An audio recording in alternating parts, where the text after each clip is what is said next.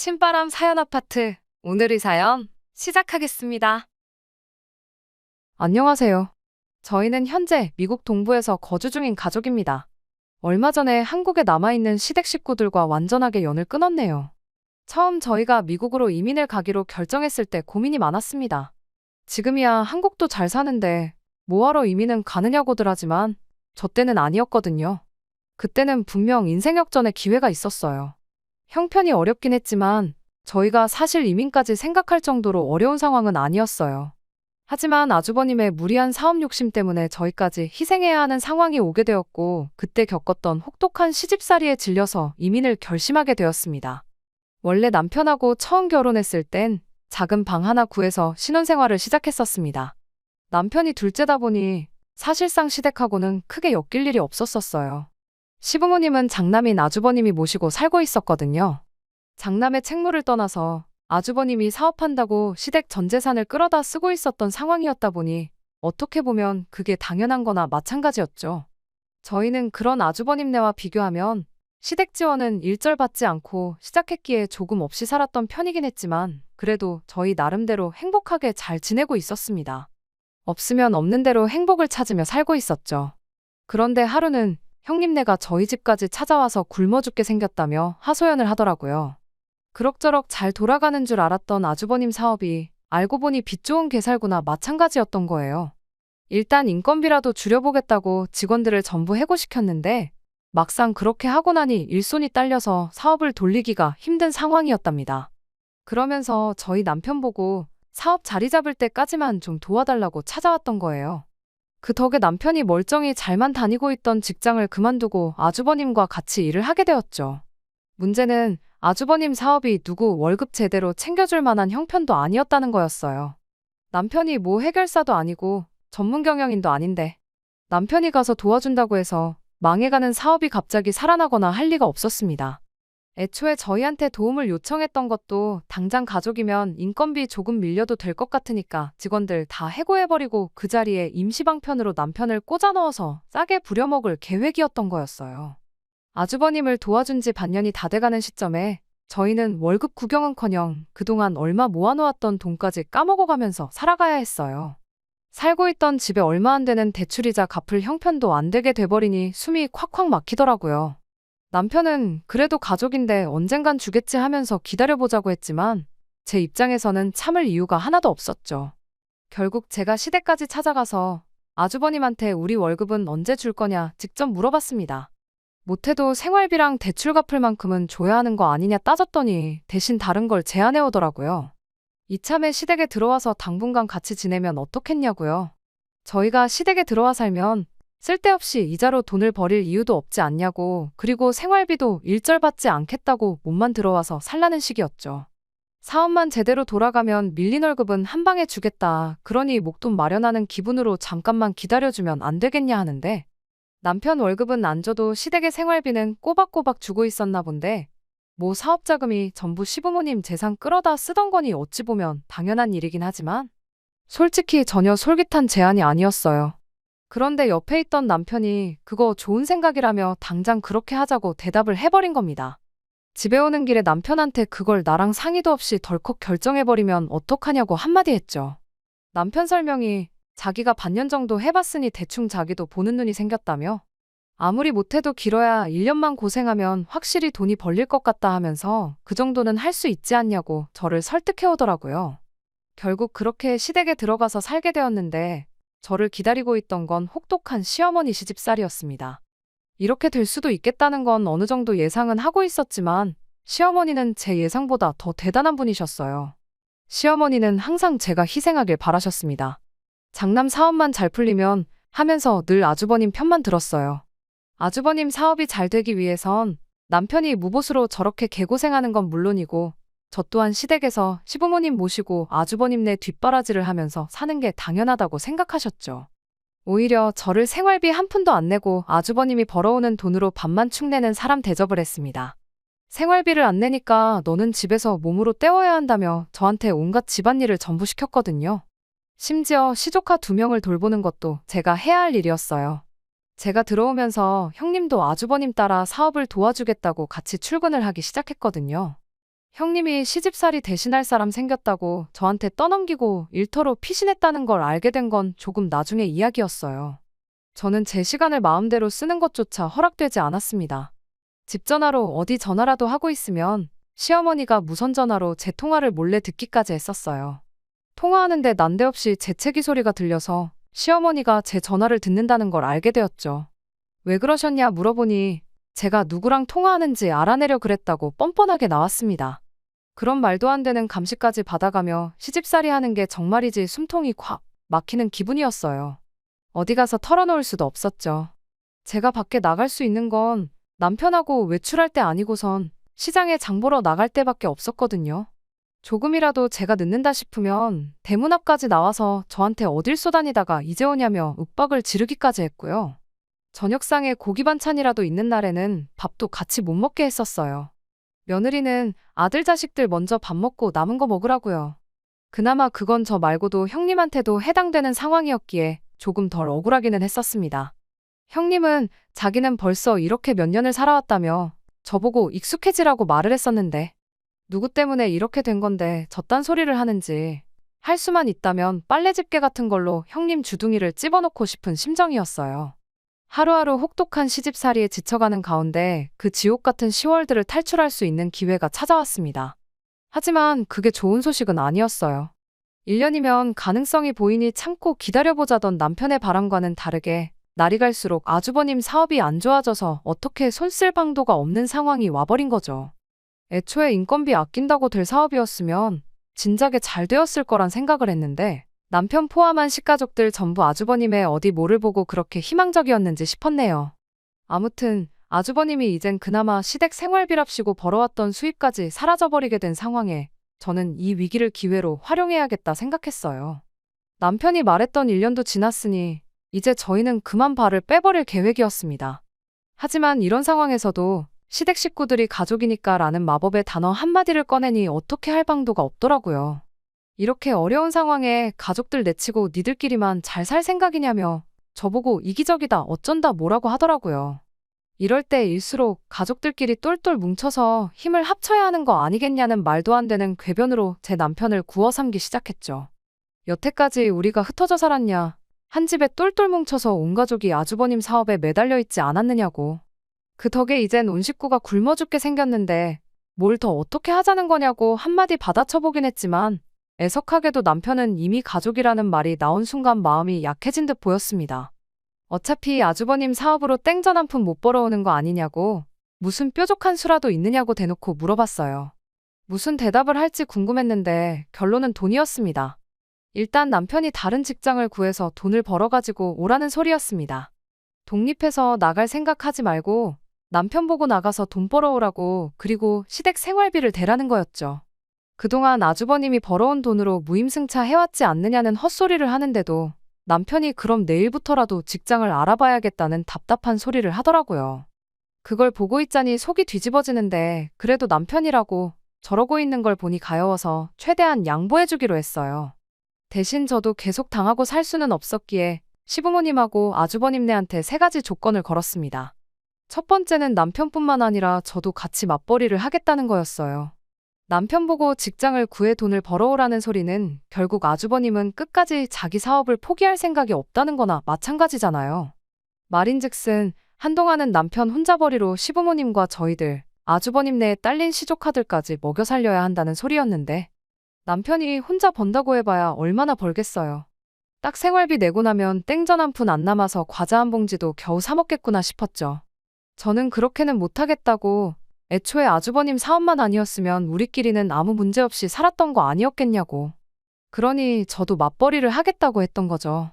그러면 남편이 벌어오는 돈으로 시댁 생활비를 대고 제가 번 건 제가 버는 대로 따로 저축을 하겠다는 뜻이었어요. 겸사겸사 그걸 기회로 지긋지긋한 시댁 식모살이 노릇도 탈출하고 정말 시댁과 연을 끊어야 할 때가 오면 적어도 손에 돈 몇 푼은 쥐고 있어야겠다는 생각이었거든요. 두 번째는 아주버님 사업에 대해서였어요. 2번 다시 아주버님 사업에는 얽힐 생각 없다고요.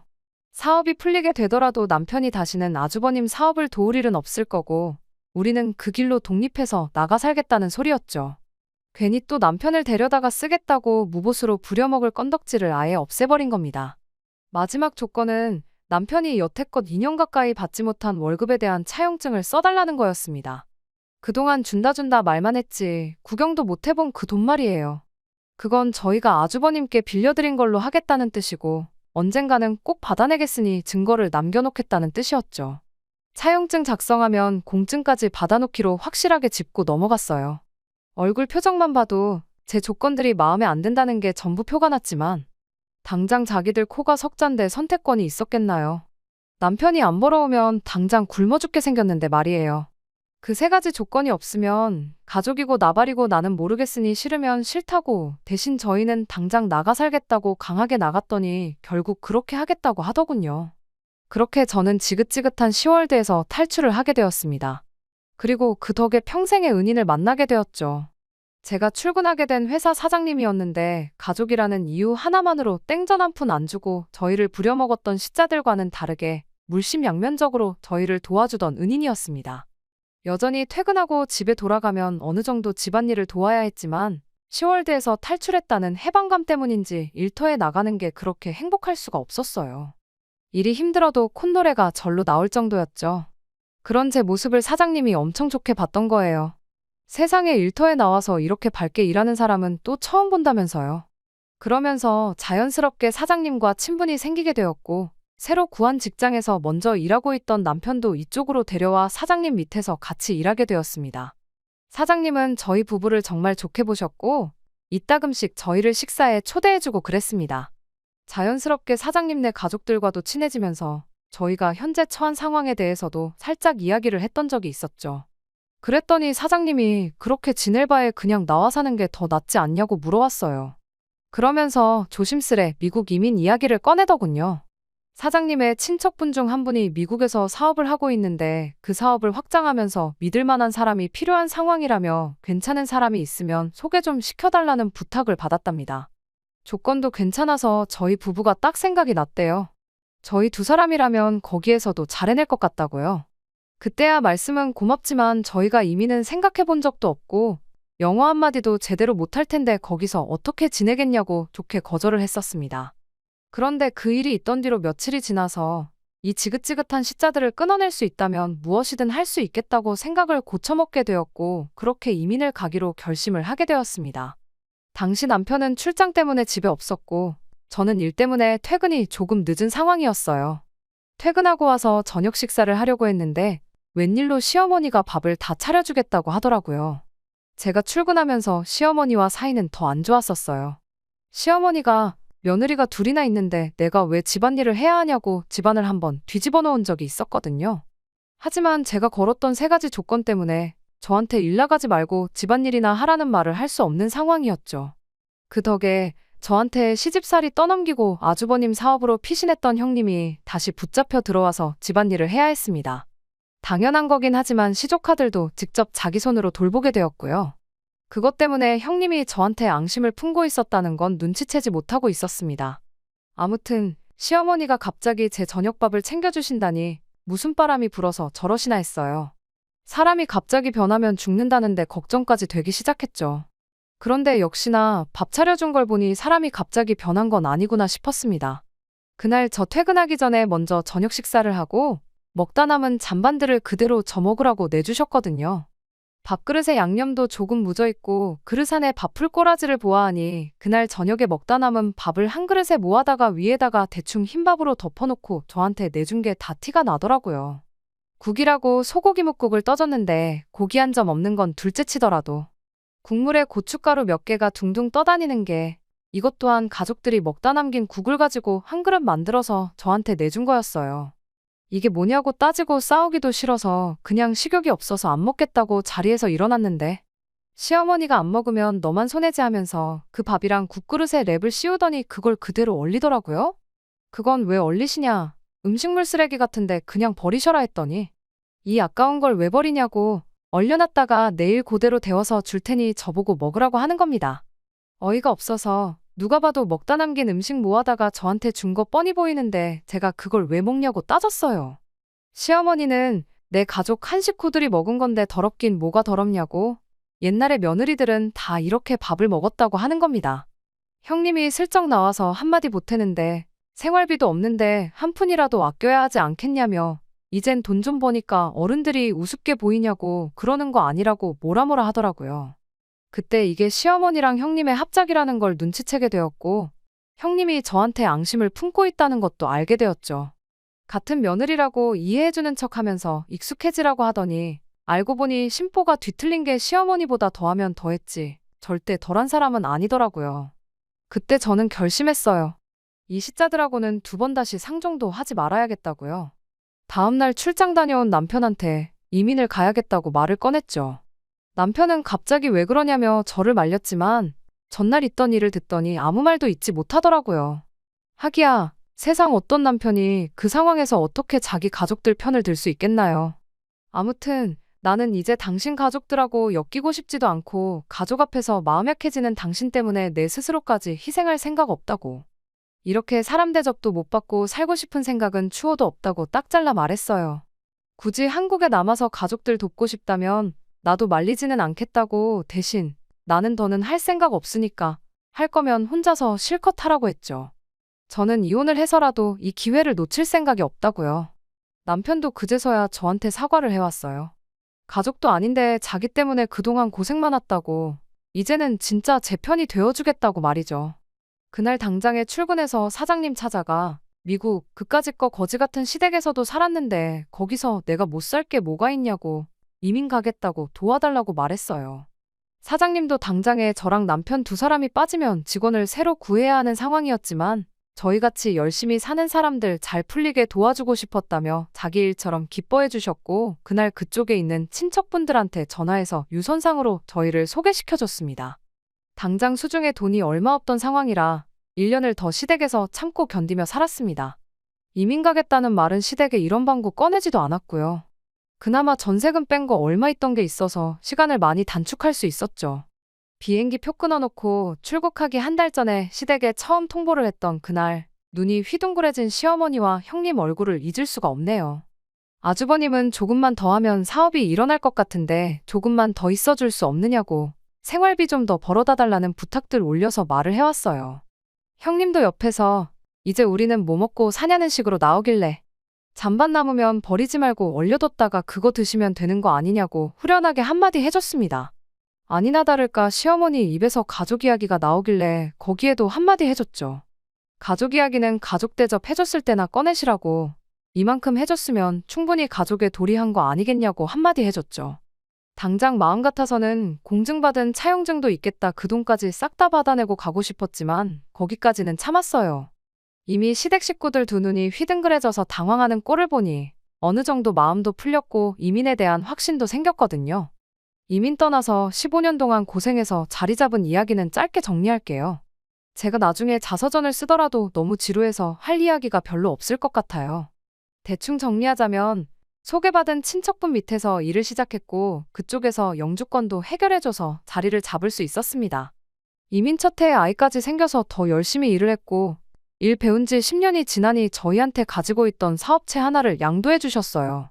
지분관계가 있어서 수입의 일부는 나누기로 했지만 저와 남편 그리고 저희 아이까지 세 가족이 먹고 사는 데는 지장이 없을 정도로 넉넉한 수입이었습니다. 저희도 완전히 자리를 잡았다 보니 저희도 이제 저희들만의 사업을 구상하기 시작했어요.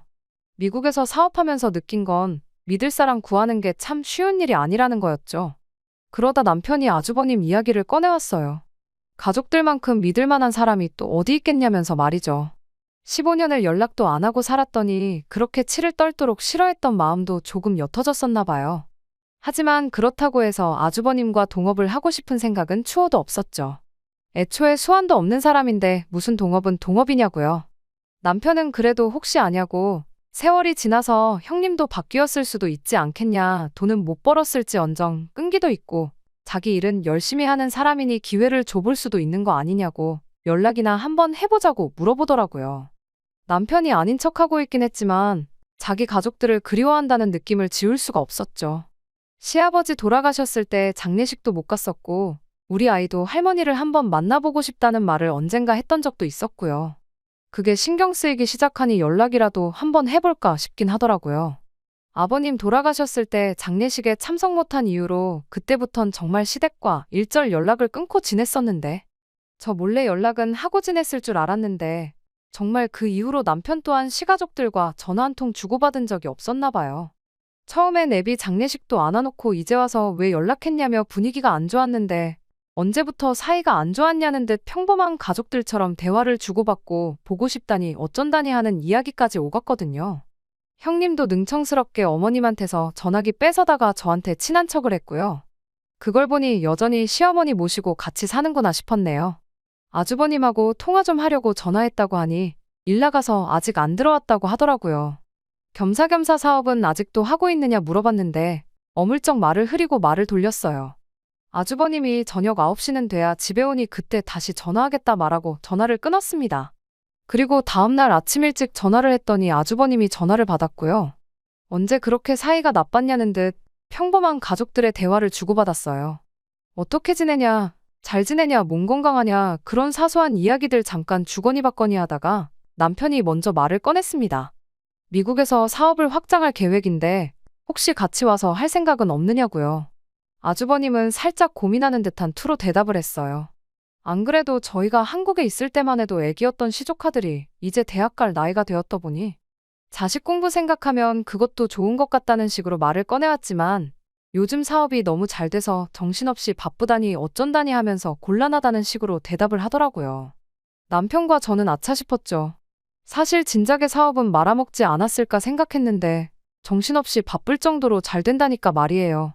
저희가 처음 왔을 때와는 다르게 요즘은 한국에서 돈 잘 벌면 굳이 미국까지 나와서 살 이유가 하나도 없거든요. 그래서 당연히 안 오겠거니 싶어서 알겠다 말하고 가끔씩 이렇게 연락이나 주고받자 말하고 빠른 포기를 했죠. 그런데 당장 곤란하겠다고 대답한 아주버님이 순식간에 태도를 바꾸더군요. 사업은 잠깐 직원들한테 맡겨놓을 수도 있는 거고 하면서 여지를 남기는 거예요. 저희가 돈은 얼마나 버는지, 현지 생활은 어떤지 하면서 꼬치꼬치 저희 생활에 대해 캐묻기 시작하면서 한번 자기도 도전을 해보고 싶다. 이런 식으로 나오더라고요. 아주버님이 긍정적으로 생각해보겠다 하니 남편이 엄청 기뻐하는 게 눈에 보였습니다.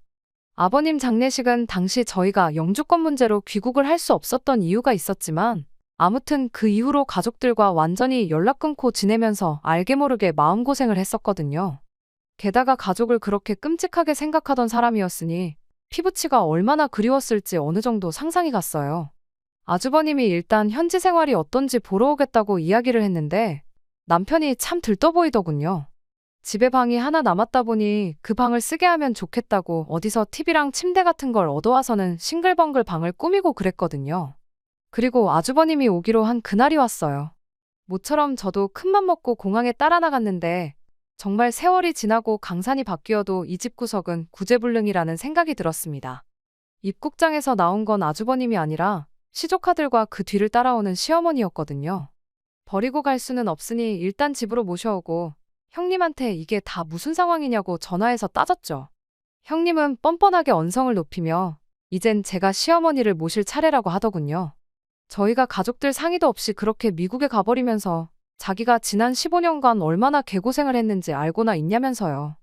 애들은 또 왜 보냈냐니까 시어머니가 앞으로 살아봐야 얼마나 더 살겠냐며 자기가 그동안 해온 시집살이에 비하면 얼마 되지도 않는 거 모르냐고. 그러니 그 보상으로 시조카들을 미국에서 대학 졸업까지 시켜서 한국에 돌려보내라는 되도 않는 소리를 하는 겁니다. 마지막으로 가족으로서의 도리를 다 하라는 말도 안 되는 소리를 늘어놓으면서 말이죠.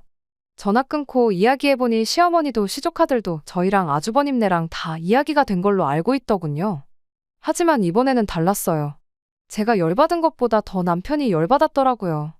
그도 그럴 것이 남편에겐 이게 기회가 돼서 다시 가족들과 가깝게 지낼 마지막 기회라고 생각했던 것 같은데 누구보다 잔뜩 기대했었는데 그게 산산조각 나버리니 그 배신감이 컸나 보더라고요. 시어머니한테 말을 들어보니 애초에 아주버님은 저희 떠나자마자 사업 완전히 말아먹고 친구 밑에 들어가서 거기서 월급 받으며 일하고 있다는 사실을 말해줬어요. 애초에 사업이 잘 된다는 말도 다 거짓말이었고 시어머니 떠넘기고 애들 대학까지 보내달라고 되도 않는 계획을 세운 거였죠. 시어머니는 그 와중에 나도 미국에서 살고 싶은 생각 없다고 1억만 주면 그냥 혼자서라도 한국 돌아가서 살겠다는 말을 꺼내더군요. 남편이 당장에 표 끊어서 한국 다녀오겠다고 아주 단판을 짓고 오겠다고 난리도 아니었어요. 시어머니와 둘째쳐도 시조카들이 많이 난감해 보였습니다. 이야기 다 되었다길래 가라고 해서 갔는데 상황이 이 꼴이니 애들 입장에서 얼마나 눈치가 보였겠어요. 제가 돌봐줬던 건 기억도 안 날 테지만 그때 정이 붙어서 그런 거 안쓰럽더라고요. 남편이 분노한 모습을 보니 이번엔 냅둬도 알아서 해결하고 올 것처럼 보이긴 했지만 확실하게 하기 위해서 저도 같이 따라가기로 했습니다.